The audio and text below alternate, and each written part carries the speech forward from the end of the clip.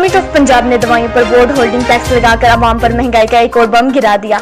सालों की कामों की तमाम मेडिकल स्टोर्स मालिकान ने मेडिसिन पर बोर्ड होल्डिंग टैक्स लगाने पर हुकूमत के खिलाफ शटर डाउन हड़तालें, तमाम मेडिकल स्टोर्स बंद। हमारे नुमाइंदे मोहम्मद नवीद कराए की तफसील के मुताबिक आज कामों की और सादुकी में तमाम मेडिकल स्टोर्स मालिकान की हड़तालें, तमाम मेडिकल स्टोर्स बंद कर दिए गए। मरीज दवाई न मिलने की वजह से परेशान, आवाम दवाई खरीदने के लिए दर बदर की ठोकरें खाने पर मजबूर।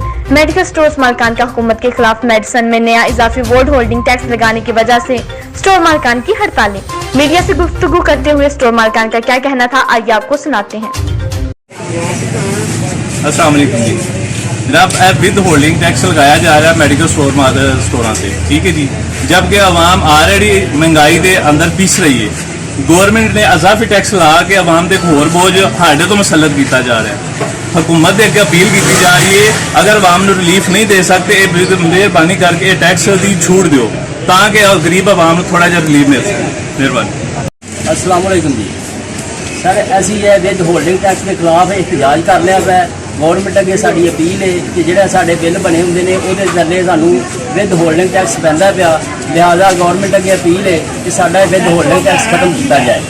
असी मैडिसिन के उत्ते 2-4 रुपए लैस करके देने जो टैक्स सानू अजाफी पै रहा है, असी ये खिलाफ एहतजाज करने। असी आवाम ते बोझ नहीं बनना चाहते। ये 2 रुपये वध नहीं लै सकते। असी रिटेल तो असी 5-7 रुपए घट करके देने मैडिसिन। लिहाजा साडा अपील है गवर्नमेंट अगे कि साडा विद होल्डिंग टैक्स खत्म किया जाए। बराए मेहरबानी।